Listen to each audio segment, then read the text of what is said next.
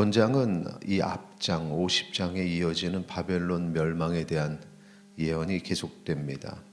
예레미야는 시드기야 4년에 왕을 수행해서 바벨론을 방문하는 스라야를 통해서 바벨론에 선포한 예언의 말씀을 기록한 이 내용을 선포하게 하죠. 마지막에 우리가 같이 읽었던 내용들인데요. 61절, 62절 같이 읽겠습니다. 61절과 2절입니다. 스라야에게 말하기를 너는 바벨론에 이르거든 삼가 이 모든 말씀을 읽고 말하기를 여호와여 주께서 이곳에 대하여 말씀하시기를 이 땅을 멸하여 사람이나 짐승이 거기에 살지 못하게 하고 영원한 폐허가 되리라 하셨나이다 하라 하니라.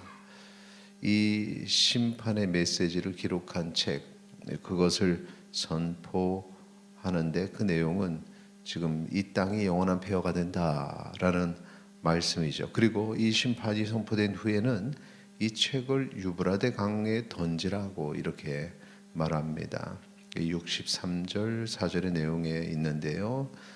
이 표현, 여기 책을 다 한 후에 돌을 메어서 강 속에 던져서 강에 던지게 되면은 이 돌의 무게로 깊은 곳으로 들어가게 되죠.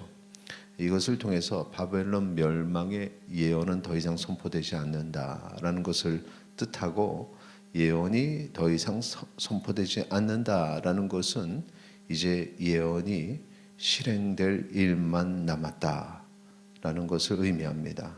그렇게 바벨론의 멸망이 바로 앞에 있다라는 것이죠. 이 오늘 본문의 내용 전체에 보면 바벨론 멸망의 의미가 무엇인지를 우리에게 가르쳐주고 계십니다.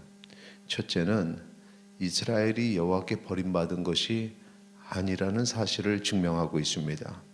우리 앞에 가서 5절 같이 읽도록 하겠습니다. 이스라엘과 유다가 이스라엘의 거룩하신 이를 거역함으로 죄가가 땅에 가득하나 그의 하나님 만군의 여호와에게 버림받은 호라비는 아니니라. 하나님께서 이 바벨론을 도구로 쓰셔서 이스라엘을 치셨죠. 그런데 바벨론은 완전히 멸망당하지만 이스라엘은 회복됩니다. 이것을 통해서 하나님께서 이스라엘을 완전히 버리지는 않으셨고, 이 과정을 통해서 이스라엘이 돌아오게 하신다는 사실을 알 수 있습니다. 그런데 바벨론은 그렇지 않다는 것입니다. 오늘날 하나님께서 우리에게 드시는 그 벌은 우리가 미워서 함이 아니요 우리를 사랑하셔서 돌이켜 하나님께로 오게 하시기 위한 하나님의 사랑이라는 사실을 기억하시기 바랍니다. 그러므로 하나님께서는 결코 나를 버리지 아니하신다는 사실을 기억하시고, 하나님을 향한 믿음, 신뢰의 마음이 흔들리지 말아야 됩니다. 자, 두 번째 바벨론 멸망은 성전을 허문 자들, 이들이 반드시 보응받는다는 사실을 알려주시죠.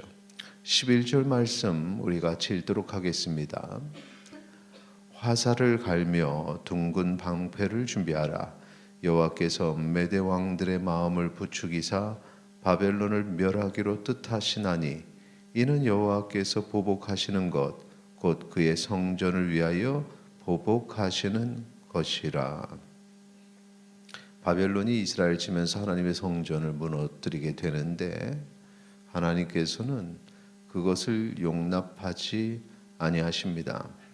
사실 성전이 무너지는 것은 이스라엘의 타락을 보여줌과 동시에 하나님의 백성이 무너지는 것을 보게 되죠.